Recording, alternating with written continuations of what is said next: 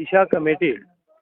जो भारत सरकार से वित्त पोषित जितनी भी योजनाएं प्रदेशों में चल रही है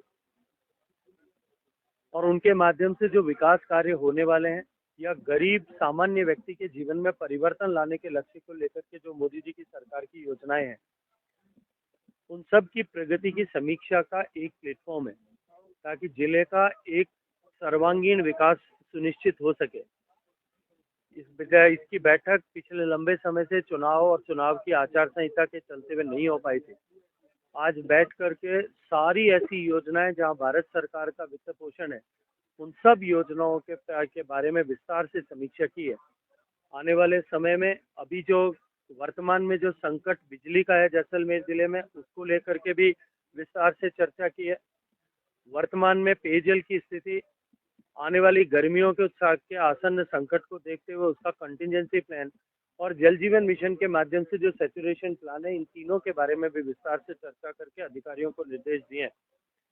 पिछले 5 साल में जिस तरह से जैसलमेर जिले के हालात थे और जिस तरह से जैसलमेर जिले में राजनीतिक विद्वेष के आधार पर बहुत सारी सरकारी योजनाओं को डिरेल करने की कोशिश की गई,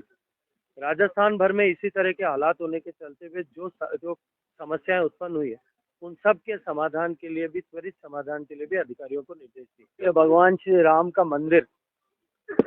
मर्यादा पुरुषोत्तम श्री राम का मंदिर जन्मभूमि पर बने, इसको लेकर के देश में पिछले 500 साल से संघर्ष चल रहा है। हम सभी लोगों ने हमेशा ही इस बात का प्रण और संकल्प व्यक्त किया था कि हम सौगंध राम की खाते हैं, मंदिर वहीं बनाएंगे। कुछ लोग कहते थे कि तिथि नहीं बताएंगे, अब तिथि भी घोषित हो गई है और 22 तारीख को पूरा विश्व जो है उस दिन दिवाली मना रहा होगा, जब भगवान राम के मंदिर में मूर्ति की प्राण प्रतिष्ठा माननीय नरेंद्र मोदी जी के सानिध्य में, उनकी उपस्थिति में होगी। और मैं ये मानता हूँ कि ये घटना, भगवान राम के मंदिर का प्राण प्रतिष्ठा जो है, वो इस सदी की सबसे बड़ी घटनाओं में से एक घटना के रूप में आने वाले समय में इतिहास के पन्नों में अंकित होगी। मैं आपके चैनल के माध्यमों से, आपके और अखबारों के माध्यम से सभी मेरी आवाज़ सुनने और समझ सकने वाले लोगों से निवेदन करता हूँ कि हम इस बार